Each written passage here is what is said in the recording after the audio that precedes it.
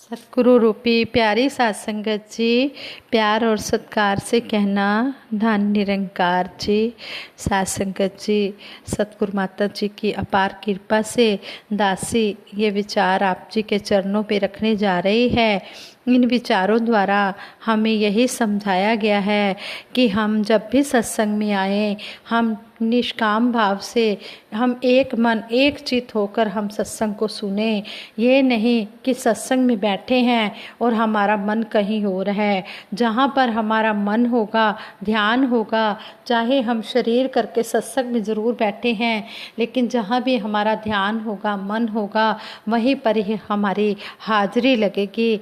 ऐसे ही दासी एक कहानी आप जी के चरणों में, ये स्टोरी आप जी के चरणों में शेयर करने जा रही है। आप जी प्रवान करना। संगत जी कहते हैं, एक बार बहुत न्यायप्रिय और प्रजा का प्यारा और धार्मिक स्वभाव का राजा था, जो प्रजा से भी बहुत प्यार करता था और न्यायप्रिय भी था। वह हर रोज़ भगवान की बड़ी श्रद्धा से पूजा पाठ किया करता था। एक दिन भगवान ने खुश होकर उसे दर्शन दिए और कहा, राजन, मैं तुमसे बहुत खुश हूँ, बोलो तुम्हारी कोई इच्छा है। प्रजा को चाहने वाला, जनता को चाहने वाला राजा बोला, भगवान, मेरे पास आपका दिया सब कुछ है। आपकी कृपा से राज्य में सब प्रकार की सुख शांति है। फिर भी मेरी एक इच्छा है कि जैसे आपने मुझे दर्शन देकर धन्य किया है, वैसे ही मेरी सारी प्रजा को भी दर्शन दीजिए। यह तो संभव, भगवान ने कहा, यह तो संभव नहीं है। परंतु प्रजा को चाहने वाला राजा भगवान से जिद करने लगा। आखिर भगवान को अपने साधक के सामने झुकना पड़ा और वे बोले, ठीक है, कल अपनी सारी प्रजा को उस पहाड़ी के पास लाना, पहाड़ी के ऊपर ही उनको दर्शन दिए जाएंगे। राजा बहुत खुश हुआ और भगवान को धन्यवाद दिया। अगले दिन सारे नगर में ढिंढोरा पिटवा कि कल सभी पहाड़ के नीचे मेरे साथ पहुँचे, वहाँ भगवान आप सबको दर्शन देंगे। दूसरे दिन राजा अपनी सारी प्रजा और अपने रिश्तेदारों को लेकर पहाड़ी की ओर चलने लगा। चलते चलते रास्ते में एक स्थान पर तांबे के सिक्कों का पहाड़ देखा। प्रजा में से कुछ उस ओर भागने लगे, तांबे के सिक्के लेने के लिए भागने लगे। तभी ज्ञानी राजा ने सबको सावधान किया कि कोई उस ओर ध्यान न दे, क्योंकि तुम सब भगवान से मिलने जा रहे हो। इन तांबे के सिक्कों के पीछे अपने भाग्य को मत खो दो। परंतु लोभ लालच में फंसकर कुछ जनता तांबे के सिक्कों वाली पहाड़ी की ओर भाग गई और सिक्कों की गठरी बनाकर अपने घर की ओर चलने लगे। वे मन ही मन सोच रहे थे, पहले ये सिक्कों को समेट लें, भगवान से तो फिर कभी मिल लेंगे। राजा बड़े दुखी मन से आगे बढ़े। कुछ दूर चलने पर चांदी के सिक्कों का चमचमाता पहाड़ दिखाई दिया।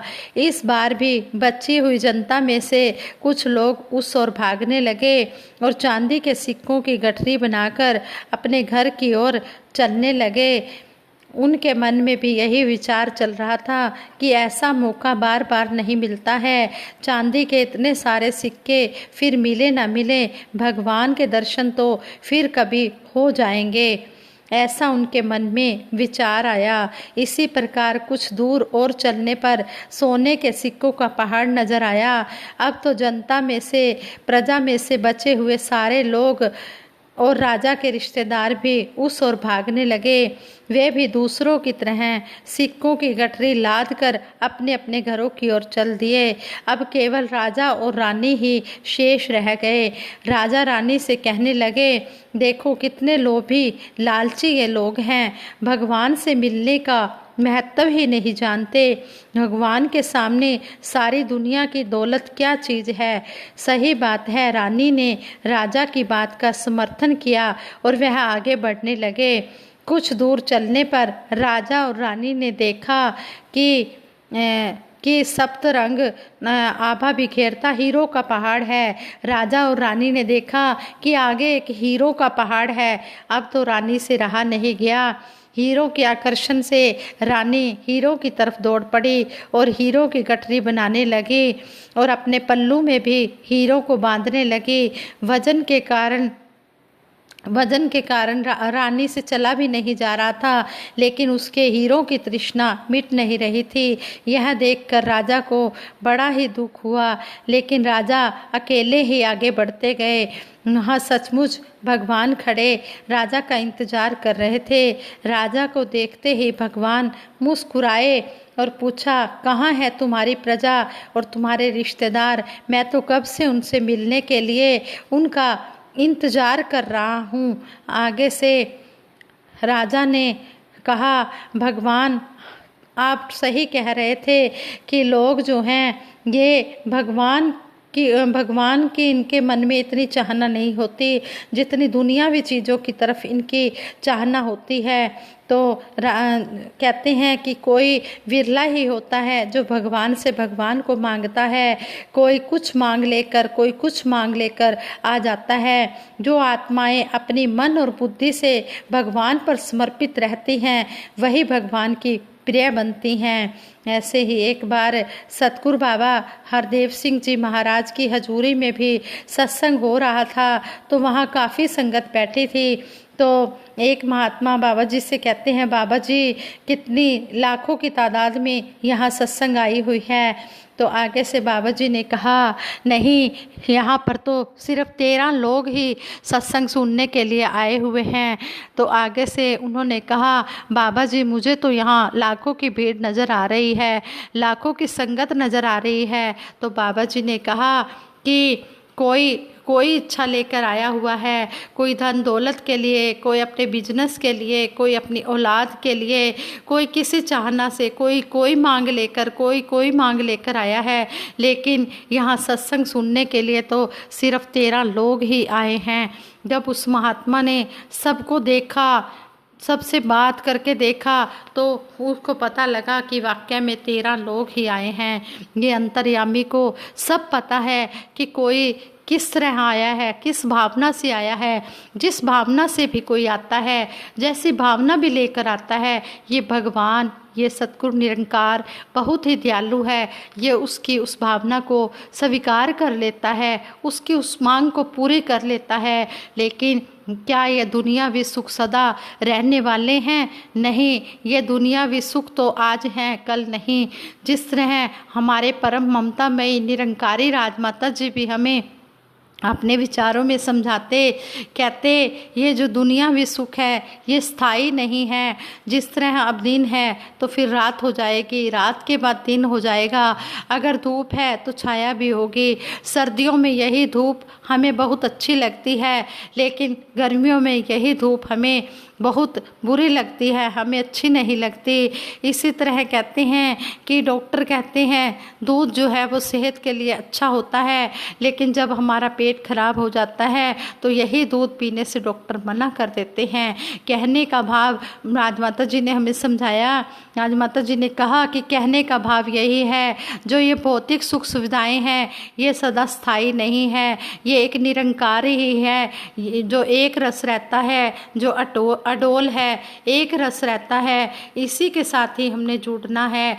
जब हम इसके साथ जुड़ते हैं तो फिर हमें किसी चीज़ की कोई कमी नहीं रहती। ये दुनियावी सुख तो परछाई की तरह पीछे पीछे चले आते हैं। कहते भी हैं, जे सुख को चाहे सदा शरण राम की ले। अगर हम स्थायी सुख लेना चाहते हैं, सदा कायम रहने वाला सुख लेना चाहते हैं, जो हमें यहाँ भी मिले और परलोक में भी मिले, जो मरने के बाद भी हमारे साथ जाए, तो वो सुख यही है कि सतगुरु निरंकार से जुड़ना है। एक मन एक चित होकर हमने सत्संग करना है, सेवा करनी है, सिमरन करनी है, निष्काम और निरक्षित भाव से हमने सेवा करनी है। तो कहते हैं कि वही हमारी पूर्ण होती है। इसलिए हम जब भी सत्संग सुने, समर्पित भाव से सत्संग सुने, एक मन एक चित होकर सत्संग सुने। जब भी सेवा करें, अपने मन में कोई इच्छा न रखकर सेवा करें, तो वही हमारी परवान होती है। कहते हैं कि जहाँ पर चाहे, अगर हम कहीं पर भी जा रहे हैं, सत्संग में जा रहे हैं, सेवा कर रहे हैं, सिमरन कर रहे हैं, अगर हमारा मन इस निरंकार से हमारी लीफ जुड़ी हुई है, तो हमारे जो ये श्वास है ये हमारे लेखे लग रहे हैं, सतगुरु निरंकार के बही खाते में लिखे जा रहे हैं। यही हमारे श्वास जो है, यही हमारे जो हम सेवा सिमरन सत्संग में लगा रहे हैं, यही लेखे लगने हैं। ये दुनियावी सुखों के पीछे हम भागकर अपना ये अनमोल समय व्यर्थ ना कर दे, हम इसे अपने गुरु भक्ति में लगाएं।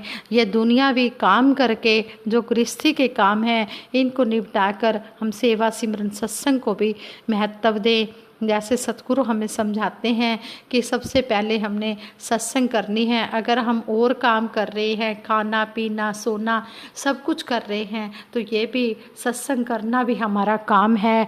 जिस तरह आप सतगुरु माता जी ने हम पर इतनी रहमत लुटा दी है, अब सतगुरु माता जी एक सप्ताह में 3 दिन हमें लाइव आकर दर्शन देंगे।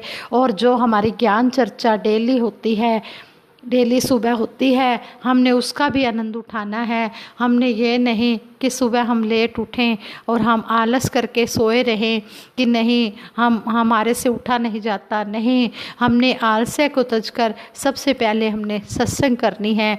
जितना जितना हम सत्संग करेंगे उतना उतना हम शारीरिक दुखों से बचते चले जाएंगे। सतगुरु के चरणों में यही अरदास है, सच्चे पातशाह जैसे भी हमें हो, हमें सेवा सिमरन सत्संग के साथ जोड़ के रखना और हमें पक्कों का ही संग देना। सच्चे पातशाह आप जी के चरणों में यही अरदास है, यही बेनती है। और हम कहते हैं जहाँ सत्संग होता है वहाँ पर नित्य जाएं हम, हमें फुर्सत नहीं कहकर ये मौका मत गंवाएं हम। अरे सत्संग करने की न कोई उम्र होती है, अमर ये दीप है इसकी कभी बुझती न ज्योति है, इसी ज्योति से जीवन की सदा ज्योति जलाएं हम। और सतगुरु माता जी के चरणों में यही अरदास है, सच्चे पातशाह ये जो महामारी का दौर आया है इससे भी सभी को बचा कर रखना, सभी के घरों में हर प्रकार के सुख देना। संतों सब की खुशी मांग ले, साथ में सुख सभी मांग ले, औरों के काम आती रहे संतों वो जिंदगी मांग ले। सांप लिपटे हुए हों तो क्या, चंदन खुशबू लुटाए सदा, लोग पत्थर भी मारे तो क्या, पेड़ तो फल खिलाए सदा। संतों प्यार की बस्तियाँ मांग ले, साथ में सुख सभी के लिए मांग ले। सच्चे पातशाह सभी को सेवा सिमरन सत्संग वाले सुख अंतिम श्वास तक देना, यही आप जी के चरणों में अरदास है। अगर दासी के मुख से कोई शब्द सही ना बोला गया हो, दासी को क्षमा कर देना। दासी सिमरन कराएगी, सभी मिलकर सिमरन में साथ देना। तू ही निरंकार मैं तेरी शरण हाँ, मैनू बख्श लो। तू ही निरंकार मैं तेरी शरण हाँ, मैनू बख्श लो। तू ही निरंकार मैं तेरी शरण हाँ, मैनू बख्श लो। बोलिए सतगुरु माता सुदीक्षा सविंदर हरदेव जी महाराज की जय। निरंकारी राज माता गुरु वचन अवतार की जय। साथ संगत जी प्यार से कहना धन निरंकार जी।